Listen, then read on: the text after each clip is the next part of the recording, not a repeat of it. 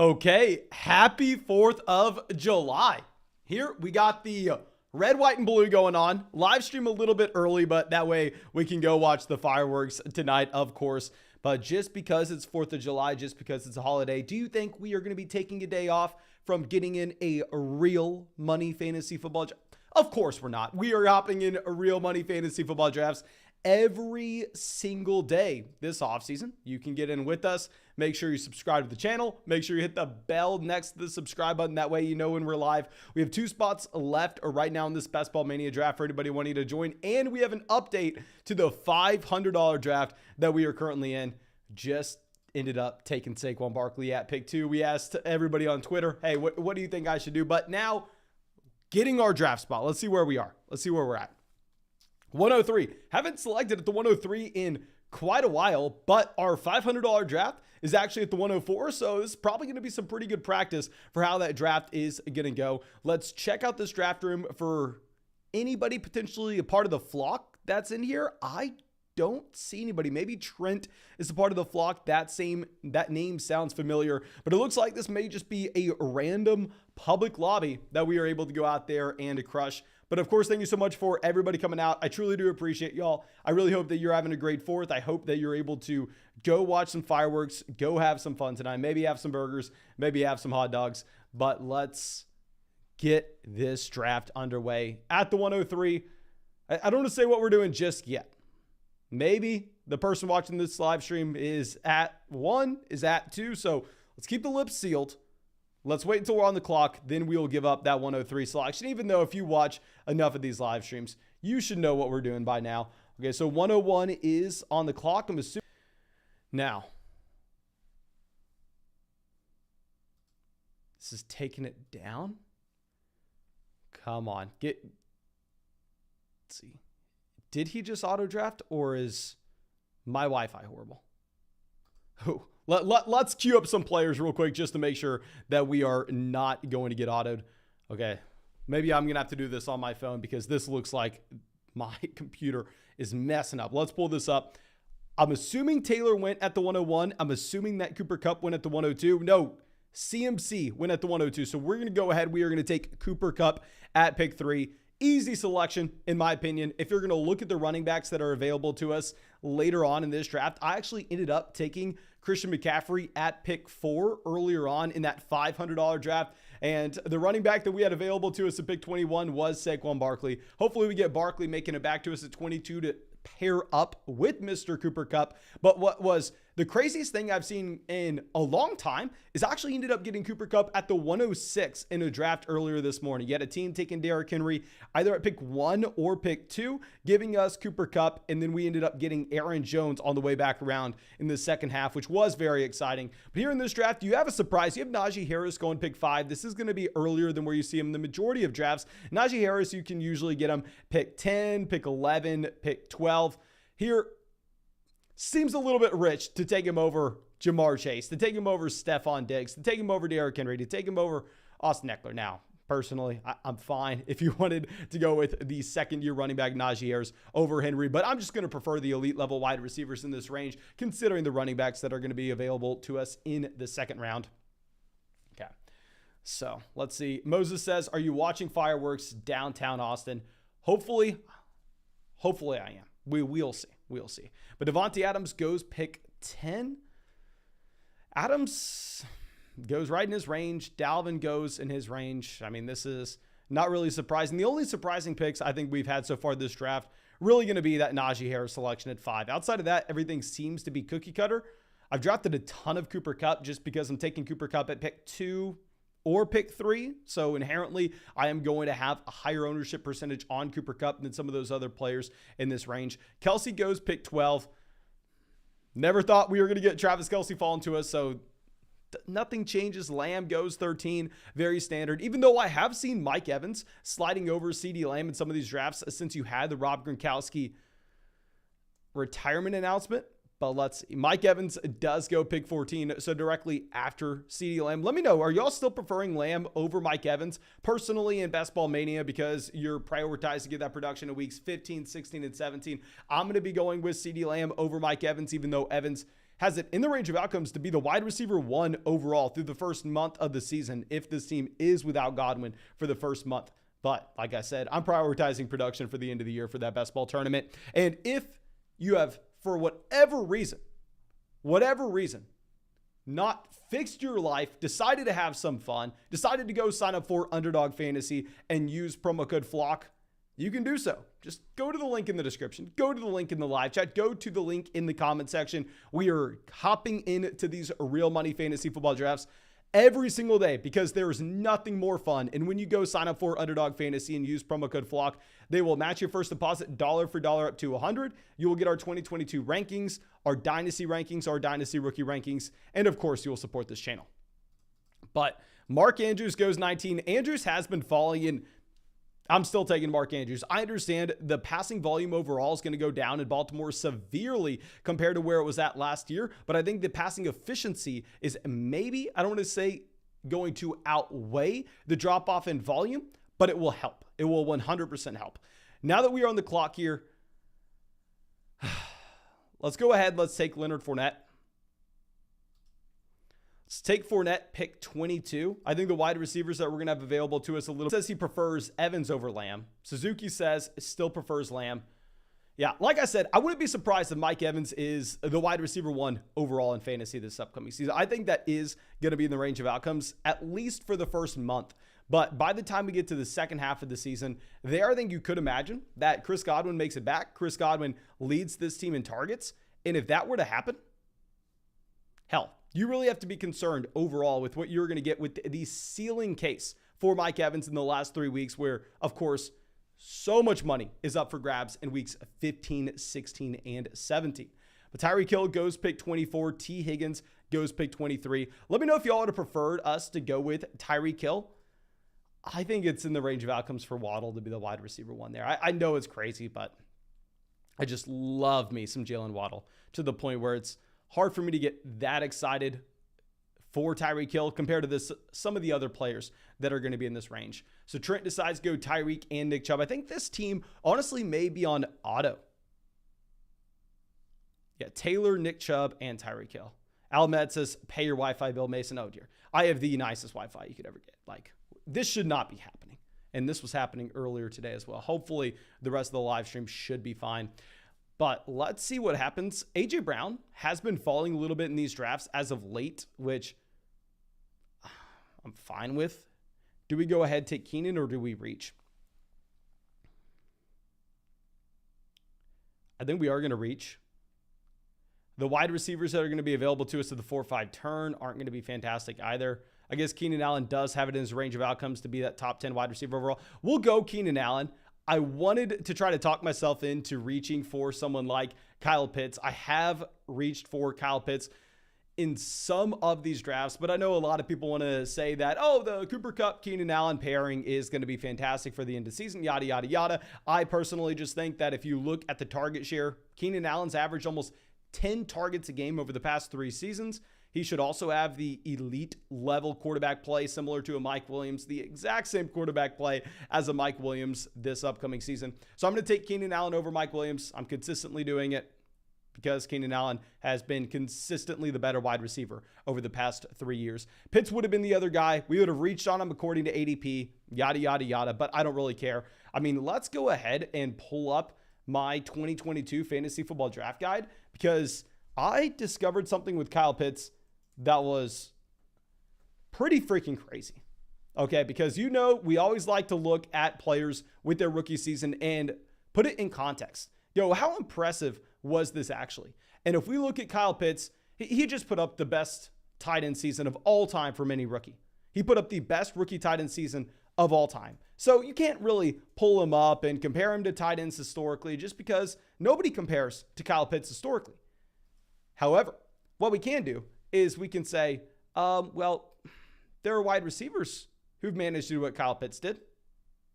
There are wide receivers who managed to do what Kyle Pitts did. Can we compare him to them? And if we go ahead and look at 21-year-old players that their rookie season, they're able to average over 63 receiving yards a game, and they're able to average over 6 targets a game. Here are the receivers: Justin Jefferson, Jamar Chase, Keenan Allen, Amari Cooper, Juju Smith-Schuster, Mike Evans, and Kyle Pitts. That is the player you are getting that has tight end eligibility. Kyle Pitts, I was screaming that people were stupid to take him at the end of the third round last year, but hell, completely fine taking Kyle Pitts in round 3. I'm fine taking him at the beginning of round 3. I'm willing to pay up even though he will have worse quarterback play. Okay, so Cam Akers goes pick 37. Ezekiel Elliott pick 36. So these running backs sliding up here a bit. I mean, you have Travis Etienne going in the 3rd as well. So maybe this is going to be a running back heavy draft overall. So probably a good thing we ended up taking Leonard Fournette there over Tyreek Hill at pick 22. DJ Moore goes 38. And real quick, I do need to give everyone a massive thank you for coming out to the live stream. And I really hope that you all have a great 4th of July with your family and friends. Like I said, we are getting this a little bit earlier than usual just because I want to make sure that we are able to go have some fun tonight for 4th of July. Okay, so now Darren Waller goes pick 40. Sam says, what's your view on Deontay Johnson with Kenny Pickett or Mitchell Trubisky at quarterback? We talk about this all the time. Deontay Johnson was the wide receiver 7 on a points per game basis last year. Deontay Johnson averaged 10.5 targets a game last year. Yes, maybe he's not the perfect fit with one of those new quarterbacks. Maybe they don't just pepper him with targets over and over and over and over again. But still, the man's on his rookie contract coming off a top 10 finish. You are getting him at a significant discount. Deontay Johnson's going to be one of my most drafted wide receivers in fantasy this year. Rashad Bateman, who had 1.3 yards per route run last year, just goes over him. Patrick on the clock goes Aaron Jones, Justin Jefferson, Kyle Pitts to start this draft. Love that start by them. I mean, I think that's a much better start than what we have. Let's see what they do. They go Deontay Johnson. I didn't want to get my hopes up. Of course, the guy we wanted was Deontay Johnson, but it is what it is. We're just going to have to go ahead and we're going to have to move on. This pick, do we just take the rookie that looks to be a historic prospect in Breece Hall? Or do we maybe try to mix it up and grab an elite? Let's go with Hall here. Because if we are going to be looking at the possibility of grabbing one of these quarterbacks with Patrick Mahomes or Lamar Jackson, I would be fine with either guy. And I'd imagine that one of them falls to us. So here with this upcoming selection, I don't really care about any of the receivers in this range. I don't know if anybody a part of this live stream is actually watching this, in this draft right now. So I'm going to go ahead and I'm going to queue up the players that I personally would be interested in. These are the 4 guys that I want. We're going to get one of them. I don't really care who it is. So let's see this. Yeah, they're taking Jerry Jeudy and Allen Robinson. Jerry Jeudy and Allen Robinson are going to be off the board here, which we are going to be fine with. With Jerry Jeudy and Allen Robinson, neither one of those receivers I'm taking very often. I know maybe you want to make the argument, well, Mason, if you take Allen Robinson here, you can end up getting Matthew Stafford later on, and you can get the double stack with Cooper Kupp and Allen Robinson. Personally, I just don't necessarily think it matters, just given the fact that Allen Robinson was a wide receiver that averaged 1.4 yards per route run last season. That was a laughably bad mark. Laughably bad mark from Allen Robinson. I don't know the last time we've ever seen a wide receiver post such a bad season from an efficiency standpoint and to be able to overcome that. So I'm fine moving on from Allen Robinson and almost considering him a player that I'm just never going to be drafting. And then here with Jerry Jeudy, I love the receiver compared to Courtland Sutton's value. I think that Jerry Jeudy is the wide receiver 1 in Denver. But at the same time, if I'm going to go ahead and look at the role that I expect KJ Hamler, the role that I expect Tim Patrick to have in this offense, not going to be a massive fan. Not going to be a massive fan, to say the least, in Jerry Jeudy in the 4th round. So let's go ahead. Let's take 5th round Patrick Mahomes. I've seen Patrick Mahomes falling to the 5th round consistently. I'm going to be completely fine with it. And JN coming out with the donation. Of course, thank you, my man. Says, why is Keenan Allen significantly behind Mike Evans, Stephon Diggs, and CeeDee Lamb? He is even behind T. Higgins. He has an elite quarterback, 5 straight top 15 finishes. What is up with that? It's all going to come down to what we are looking at in terms of the direction that this offense is going. A lot of people want to assume that you're going to have Mike Williams as the wide receiver 1 here. On Underdog Fantasy, Mike Williams goes over Keenan Allen in a ton of these drafts. They're back to back with each other in ADP. I've never really been drafting Mike Williams at that price point. I agree with you. I think that Keenan Allen is a fantastic value here at wide receiver 27. But I do want to at least acknowledge that there is a red flag on this profile. If we were going to look at Keenan Allen in his air yards per game over the past 3 years, he went from 98 air yards a game in 2019 to 78 air yards a game in 2020 to 49 air yards a game in 2021. That is just a straight decline here for Keenan Allen that we at least have to bring up, that we at least have to acknowledge. It's not fantastic to say the least. I'll be the first person to admit that. You look at that usage from Keenan Allen where he is almost exclusively going to be someone that's operating closer to the line of scrimmage at this point. It's not fantastic, but I mean, if you're looking at the targets, the man averaged a 25% team target share in 2019, a 26% in 2020, a 24% in 2021. Over the past 3 years, he's averaged 25.5% of his team's targets on a per game basis. He's averaged 2 yards per route run over the past 3 years. He's averaged almost 10 targets a game. Like you said, he is a top 5 quarterback. I'm in on Keenan Allen. I'm still drafting Keenan Allen here, even though everybody wants to assume that he's going to get significantly worse. But if you're looking at Keenan Allen and Mike Williams being drafted next to each other, like if we cross-reference this with Mike Williams over the past 3 years has never had a season as good as Keenan Allen. Keenan Allen's worst year over the past 3 years, he was the wide receiver 13 on a points per game basis. That was Keenan Allen's worst season in 2019, 2020, and 2021. Mike Williams' best season in that 3-year stretch, the wide receiver 15 on a per game basis. Now, yes, Mike Williams is younger. Yes, Keenan Allen's almost going to go into year 10. So people want to project that you are going to get Keenan Allen to take it yet again another step back, and Mike Williams is eventually going to be the wide receiver 1 here. It is difficult. Dog coming out and says, why is Garrett Wilson going so low in these drafts? If we're going to look at Garrett Wilson, this is a wide receiver that, yes, was an elite level prospect coming out of Ohio State. Yes, he outproduced Chris Olave when Chris Olave was a senior and Garrett Wilson was a junior in that same offense. Now, the reason is not necessarily anything against Garrett Wilson himself. I think the reason is actually just going to be the offense that he is playing in, and that if we go ahead and you dive into the numbers that Zach Wilson posted as a rookie, Zach Wilson looks like he is going to be a very bad NFL quarterback. I know everybody wants to go out of their way and to point to Josh Allen, like as if that's the norm, as if you're a bad rookie and then all of a sudden the norm is you turn into Josh Allen. I'm sorry to break it to people, but that is such an extreme outlier, it almost should be ignored.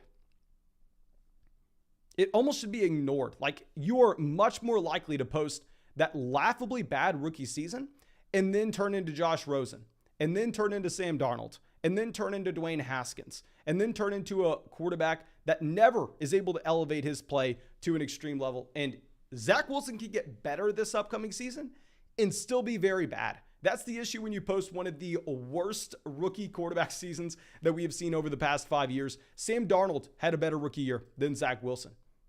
And I know people are going to say, oh, well, Zach Wilson ended the year very strong. If you look at how Sam Darnold ended his rookie season campaign when the man was drafted at 20 years old, Sam Darnold had a better last month than Zach Wilson had a last month as a rookie. Now, no, I'm not saying that Zach Wilson is 100% Sam Darnold, but I think it's more likely that he's Sam Darnold than Josh Allen. That's why you're going to see Garrett Wilson drafted so low here. Also, Elijah Moore was very good. Let me go ahead and let me pull up what we actually saw with Elijah Moore. If we are going to look at our 2022 fantasy football draft guide, there's just so much great information here. Like, it's so easy for me to literally just search a player's name in this draft guide and then have way too many stats to talk about. But one thing we can keep very simple with Elijah Moore is if we go over there and look at the last 9 weeks of the season, where Elijah Moore only played 6 of those weeks, but still. Elijah Moore, okay, let me think through this.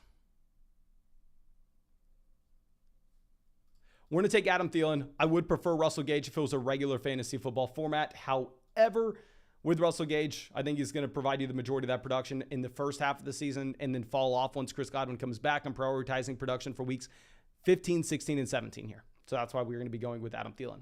But getting back to what we were talking about with Elijah Moore, can y'all guess how many wide receivers outproduced Elijah Moore on a points per game basis over the last 9 weeks of the season? Can y'all guess? Please let me know what y'all think. And I'm going to remove any wide receivers like Robert Woods that played less than 5 games. So we're looking at the last 9 weeks of the season, wide receivers that played more than 5 games. How many receivers outproduced Elijah Moore on a points per game basis in a PPR format? Okay. So we have a bunch of crazy guesses in here. I'm just going to read it. The wide receivers to be able to outproduce Elijah Moore during that period: Cooper Kupp, Devontae Adams, Deebo Samuel, Justin Jefferson. Now, I'm not sitting here saying, Zach Wilson is posting bottom 5 quarterback play overall. Okay. So Hunter Renfrow, Michael Thomas go at pick 80 and pick 81.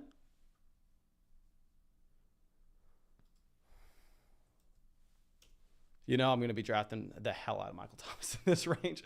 I still am going to be drafting so much Michael Thomas whenever you're getting him at this price point. But here you have Drake London, Tom Brady, Dak Prescott going at the very end of the 7th round. So if we were looking at the possibility of getting Tom Brady on that Russell Gage build, I would have really liked it. Like, if we thought that we could have had Tom Brady making it back to us at pick 94, you go Russell Gage, you don't even think about it. So we could go ahead, we could get the double stack there with Russell Gage, Leonard Fournette, and Tom Brady. However, that's just not going to happen. I mean, we can't expect that to happen whenever Tom Brady goes here at the 7-8 turn almost every single draft. And I will admit that, honestly, this ADP of Tom Brady being a late 7th round selection, now that you have Gronk retiring, even if you think Gronk comes back at the end of the season for a playoff push, I don't love this ADP of Brady. We mentioned it a couple days ago, but like, I prefer Lance over Brady now. Lance goes ahead of him in this draft, but you're never going to see that in another one. So Tony Pollard, Kareem Hunt go off the board. We didn't talk about my selections at all here with Antonio Gibson and Adam Thielen. I will admit, Antonio Gibson, yes, you have to worry. This team went out there, they re-signed J.D. McKissick, handicapping his upside in the receiving game. This team took Brian Robinson Jr. as a top 100 NFL draft pick, as possibly a place to go in the case that you end up having Antonio Gibson continue his fumbling issues. Like, there are red flags with Antonio Gibson, but here at pick 70, I think those red flags are going to be baked into his price. That's why I'm going to be willing to go out of our way and draft him. And here at pick 94, do we go ahead? Do we just take Matthew Stafford, get that Cooper Kupp stack, move on, don't think about the quarterback position again? The reason I'm going to say yes here, and I'm not going to try to push it at all, is I'm not dying to draft Damian Harris as our running back 4 here. I mean, with Damian Harris, he just simply has no access to any upside at all as a receiver. And then we're also going to be looking at these teams with no quarterbacks in this range. So if we go ahead, we take Matthew Stafford, pick 94. We're done at QB. I think we do have access to elite level options. And of course, the guys that we are looking for at this point, we need to bring in a Kansas City stack with either Sky Moore or Marquez Valdez-Scantling. Now, I think this team here at the turn is still on auto draft. If that's going to be the case, we're sweating it. We're sweating it. Sky Moore may not be available to us. Now, we have a question about Sky Moore and what are our thoughts on with Sky Moore. Sky Moore was a great prospect coming out of college. Sky Moore broke out at 18 years old. Sky Moore declared early. He was dominant his final season there, which you check all those boxes. 9 times out of 10, you're a wide receiver going in round 1. Now, of course, the issue with Sky Moore is that he came from a very small school, but I still like Sky Moore, the player. He's in a great situation. I thought when Sky Moore was going in the 7th round of these drafts, he was one of the most overvalued players. But now that you're getting him in round 9, I'm fine with it. I think Chris Olave is a much better prospect overall. I think Garrett Wilson's a much better prospect overall, but Sky Moore is just in an infinitely better situation. Now, what we need is we need MVS falling to us.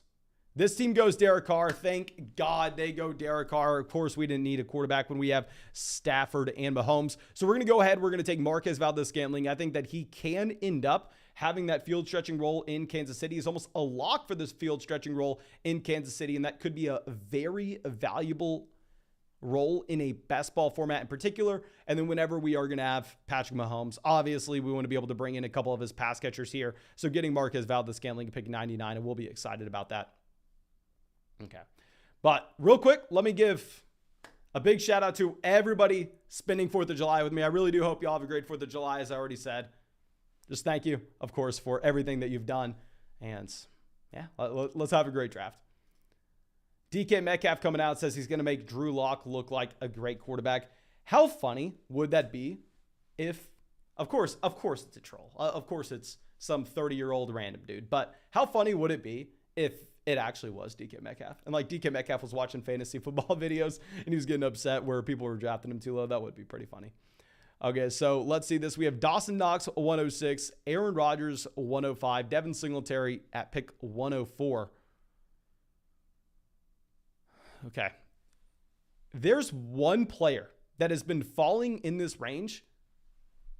Never mind. Hey, he goes, Chase Edmonds goes pick 108. I was going to say there's one player that out of this group of running backs that has been falling that I've been drafting a ton. Chase Edmonds checks a ton of the boxes that you're looking for in terms of finding that next league-winning running back. We know that he is a great pass catcher. He's in an uncertain backfield, so his ADP is going to be inherently pushed down because if you knew, hell, they are not using Raheem Mostert. They're not using Sony Michel. You have Chase Edmonds as around 5 fantasy selection instead of here the majority of drafts going round 10. So you have an uncertain backfield causing an ADP value. You have someone that you know is a great pass catcher that does have the build where he can also handle 12 to 14 carries a game. I love drafting Chase Edmonds. Chase Edmonds, James Cook, honestly, Melvin Gordon, Cordell Patterson. I like all these running backs in this range. MVS had to be our selection, though, when we had Patrick Mahomes. I mean, you can't even really think about that. Okay. But now let's move on. Let's try to find some other values. Rip Main goes Christian Watson, pick 114. Going Christian Watson as their 6th wide receiver. Ramondre Stevenson goes a 115. I haven't been a massive fan of drafting Rashad Penny because I think Penny's going to be almost the exact opposite of a player that we're looking for, and that he's going to front load his production at the beginning portion of the season before Kenneth Walker expands his role. Obviously, in a best ball tournament setting, I'm looking for the exact opposite of that. But we're going to go ahead. We're going to take Garrett Wilson here, pick 118. We had that question earlier on the live stream asking why Garrett Wilson's going so low. But hell, I guess this is the one draft where, even though I do think Zach Wilson's probably bad, this is the one draft where we are going to be betting on this New York Jets offense. We have Breece Hall, pick 46. We have Garrett Wilson, pick 118. Please, Zach Wilson, just be an average NFL quarterback. That's all I ask from you. That's all I ask.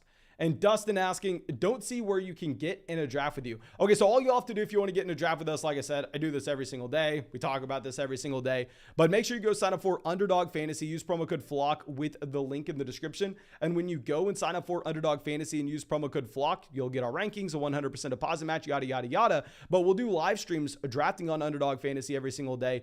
And I will go live. And if you're subscribed to the channel and you have your bell hit, you should know when we go live.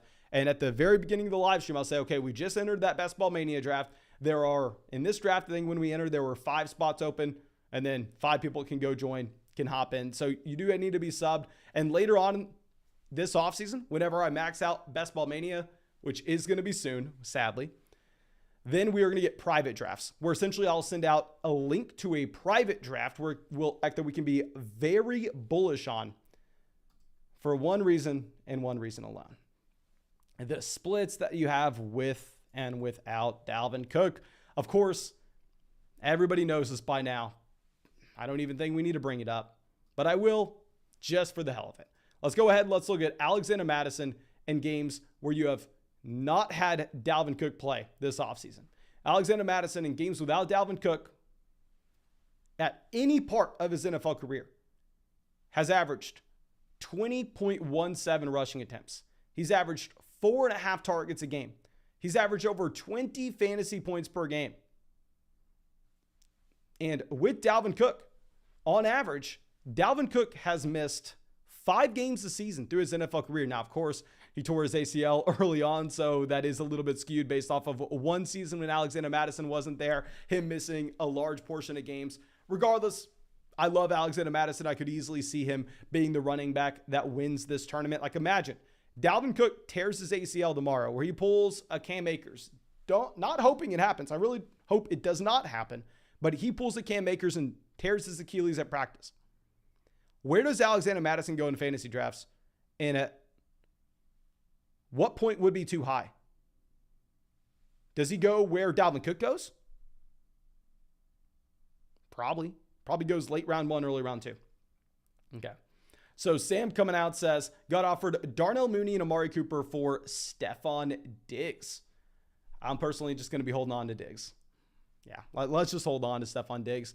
Now, Tua Tagovailoa goes pick 135. Good for us. Of course, whenever we have the combination of Patrick Mahomes as well as Matthew Stafford, we want to see these quarterbacks off the board. Let's get Tua Tagovailoa off. I don't even know who would be next. Justin Fields already went at pick 120. And Trevor Lawrence already off the board, pick 124. So I'd imagine we don't see many quarterbacks drafted for quite a while, but it is what it is. We need some tight ends as well, so maybe we end up finding ourselves taking the tight end here. Good thing we ended up going with Alexander Mattison based off the players that are going to be available to us at this turn. Really, obviously, we're only looking at tight ends and receivers. But Rip made on the clock. They only have one quarterback, that is Josh Allen. They have TJ Hawkinson at tight end. They have a pretty solid team overall. Interesting to see them reach so much on Michael Carter Jr., however. Okay, so Matt Ryan goes 139. Good for us. Why are these quarterbacks being pushed up so much? Okay, so I like this team. I really do like this team. Jamison Crowder goes. So we're going to go ahead. We're going to take Jahan Dotson over this New England Patriot group of receivers. And yeah, Jameis Winston goes. So we're going to get Jacoby Myers and Devontae Parker as auto picks here at the turn here for this guy, Trent. So that'll be nice because he is going to auto them. Or, oh, never mind. He's on the clock. He is available. He just took Devontae Parker. I think that was his first non-auto pick the entire draft. See if he ends up going with the Robert. Let's go ahead. Let's take Van Jefferson. I don't necessarily want to be taking Van Jefferson over Jacoby Myers in a vacuum. I do think that Jacoby Myers would be someone that I have ranked higher. However, whenever we have Matthew Stafford, that's going to be the build where I'm looking at Van Jefferson. What you're hoping for if you select Van Jefferson here is you're hoping that they don't go out of their way and re-sign Odell Beckham Jr. That would be very bad for us. It is what it is, though. I think it is going to be a fine selection of Jefferson with the Matthew Stafford build here at pick 147. Now, of course, it's going to be a team where we need to draft 3 tight ends. So maybe you want to make the argument, oh, Mason, you know what? You should have just gone with a tight end instead of Jahan Dotson. Maybe you should have gone with Robert Tonyan. Well, I'll say a couple things. A, we thought the team was going to be auto-drafting Jacoby Myers and Devontae Parker at the turn. And B, these wide receivers are fine values. Okay. So Tyrion Davis-Price goes pick 150. Keel Herbert goes 151. Gus Edwards, 152. How many running backs do we have? Do we have 4 RBs? Let's go ahead and let's check this. We have Leonard Fournette, Breece Hall, Antonio Gibson, and Alexander Mattison. So I think most smart people would tell you, you know what, Mason?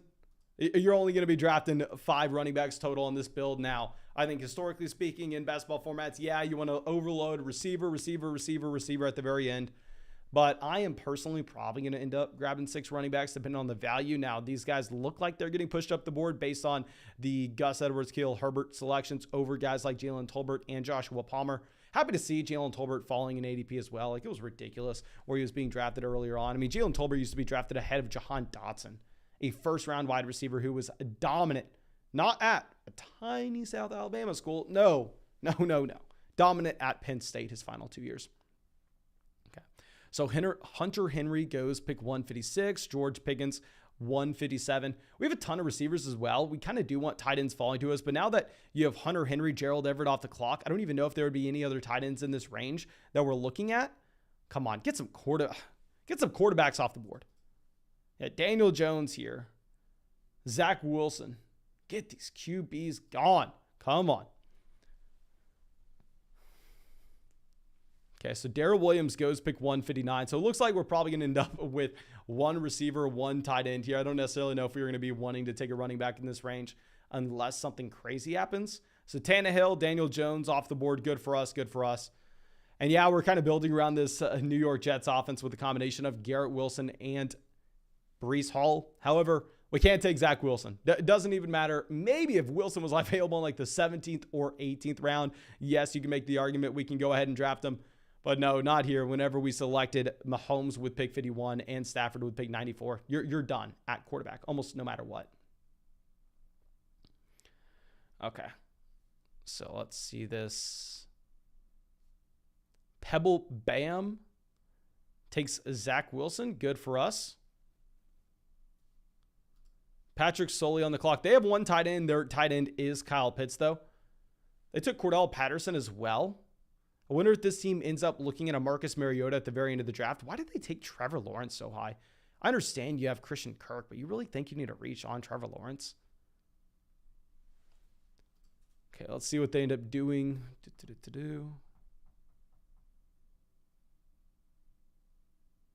They go Evan Ingram, reaching to get that Lawrence stack. Thank you. I'm going to go ahead. I'm going to take DJ Chark here, pick 166. I mean, here this almost locks us in to the fact that now we can only draft 5 running backs because you have to take 3 tight ends with this build. We're not going to be able to get away from it. Noah Fant goes. So these are going to be the tight ends that we're looking at. Of course, that we are going to want Tyler Higbee at pick 171 to pair up with Matthew Stafford. I think that would be a natural fit. If it doesn't happen, I'd be fine with David Njoku, Cameron Brate. Let me know who y'all want in the chat. Obviously, Higbee's plan A. But if we don't get Tyler Higbee, let me know in the chat right now. Are you preferring a David Njoku or Cameron Brate? We're having to take 3 tight ends on this team regardless, though. Okay, so William telling us that Cameron Brate is a steal at this point. I don't know if I'd call him a steal. Brate, plan B. There we go. And my computer is spazzing out. I apologize. Let me know in the live chat how bad this live stream has been in terms of my connection and lagging, because I can even tell on these underdog drafts we are lagging our picks. Okay, so I don't know who we ended up with, but thank God we set a queue. This is why we set a queue in case anything happens.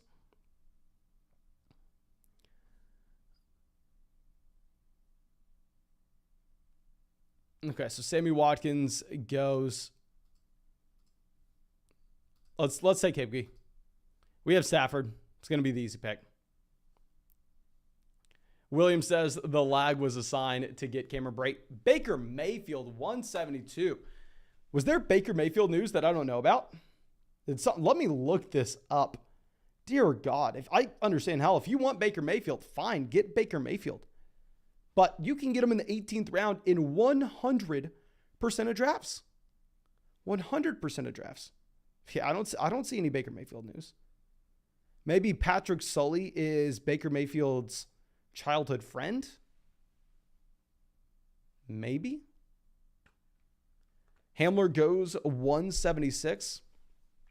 KJ Hamler is someone that I've been drafting a ton. Like we said at the beginning of the live stream, I'm really not going after Cortland Sutton. Y'all know why by now. I'm not going to be drafting Jerry Jeudy either, but I do find myself drafting KJ Hamler in a decent amount of these.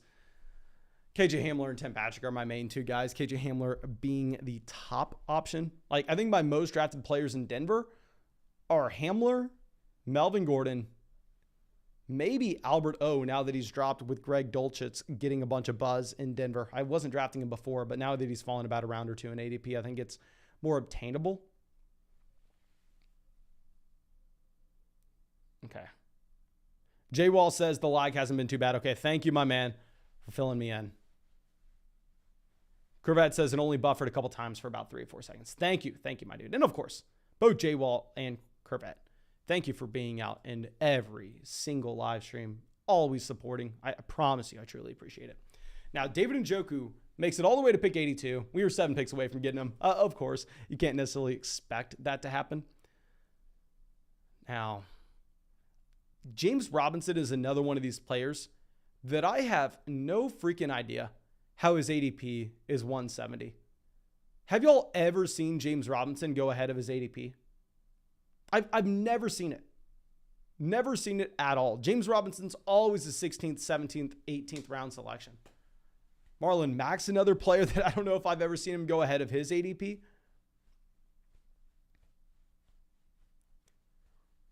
Ooh, I think we got a plan here. We got a plan here, ladies and gentlemen. James Washington, 185. J.D. McKissick, 186. So running back, we have Fournette, Breece Hall, Antonio Gibson, and Alexander Mattison. I do think we're going to be done at running back, taking one of these guys, just simply because we are so limited on these roster spots. We probably took too many wide receivers on a Cooper Kupp build. We have Cooper Kupp, Keenan Allen, Adam Thielen, MVS, Garrett Wilson, Jahan Dotson, Van Jefferson, and DJ Chark. So Marlon Mack off the board. Terrace Marshall goes. This team is so interesting. So interesting. We are going to take Hayden Hurst. We're going to take someone that's part of one of the better passing offenses in the NFL that should have an every down role that hopefully can fall into the end zone every once in a while. Maybe make the argument at tight end. We should go ahead and we should take Logan Thomas. We already bet on Antonio Gibson. We already bet on Jahan Dotson. We bet that this offense is going to be better than expected, but I don't know if we can do that. At least not with this pick. Because this team's probably not going running back. I mean, they already have 6. And one of those guys is Christian McCaffrey. So we're going to plan on taking Jerick McKinnon here. I think that Jerick McKinnon could easily work his way into being the passing down running back here in Kansas City. We have Patrick Mahomes. What I also like about Jerick McKinnon is there were a decent amount of these Best Ball Mania drafts that got kicked off before Jerick McKinnon signed. So he's going to be a player that inherently is at lower ownership than some of these other options that get drafted in the 17th round. So this team, Patrick Sully, is going all in trying to find unique players. Snoop Connor, Terrace Marshall, Baker Mayfield, Evan Ingram in the last 4 rounds. Dear God. Miles Underwood coming out, showing some love in the chat. Thank you, my man. I appreciate it. And I'm sorry for everybody asking if we're going to get another draft in after this. I can't. I told my girlfriend we'd do something for the 4th of July. I really hope that you're able to do something with your families, your friends. Really hope that you have a great night. And that's why we got this live stream going a little bit earlier. Y'all know usually I'll cave. Usually I'll go and fire up another draft. But I got good news for you. I checked my schedule. And apparently we're drafting tomorrow. And I know this is going to be probably even more surprising than that. But I flipped the next page on the calendar and I saw that we're drafting the day after that. And then I saw the corner of my eye that we're actually set to draft the day after that one as well. And the day after that one, and the day after that one, and the day after that one. We get in these drafts every single day. So we'll have more than enough opportunities. I apologize that we are not going to be able to get this one going after this. Get another one going after this. But after Jerick McKinnon, you have Logan Thomas going pick 197. We are going to have to go ahead. We're going to have to reach on a tight end. I know a lot of people love the idea of taking Rob Gronkowski. My issue with taking Gronk is a couple things. A, of course, you are betting on Gronk coming back in the second half, that this is a fake retirement, yada, yada, yada.